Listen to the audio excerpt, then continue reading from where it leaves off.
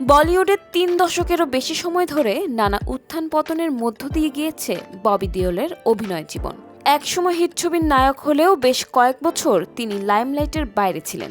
তবে 2023 সালে সন্দীপ রেড্ডি ভাঙ্গার অ্যানিমেল ছবিতে তার দুর্দান্ত অভিনয় নতুন করে আলোচনায় আনে ববিকে।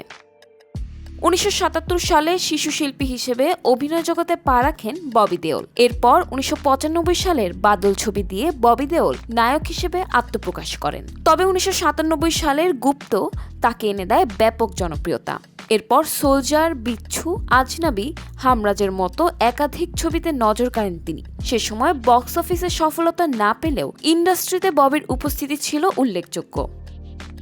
বিভিন্ন সূত্র অনুযায়ী ববি দেওলের মোট সম্পত্তির পরিমাণ প্রায় 67 থেকে 70 কোটি টাকা। প্রতি ছবির জন্য তিনি 4 থেকে 8 কোটি টাকা পারিশ্রমিক নেন। পাশাপাশি বিভিন্ন ব্র্যান্ডের হয়েও প্রচার করেন তিনি, যা থেকে বার্ষিক আয় প্রায় 1 কোটি টাকা। তবে সম্পত্তির দিক থেকে বেশি এগিয়ে আছেন তার স্ত্রী তান্না দেওল, যিনি পেশায় একজন হোম ইন্টেরিয়র ডিজাইনার। পৈতৃক সূত্র থেকে বিপুল সম্পত্তির ভাগ পেয়েছেন বলে জানা যায়। সব মিলিয়ে তান্না দেওলের মোট সম্পত্তির পরিমাণ প্রায় 300 কোটি টাকা।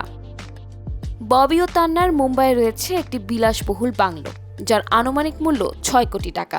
এছাড়া আরও একটি বাংলো রয়েছে যার দাম প্রায় 65 কোটি টাকা। অন্যদিকে ববির গাড়ির সম্ভারে রয়েছে রেঞ্জ রোভার ও মার্সিডিজ বেঞ্জের মতো গাড়ি।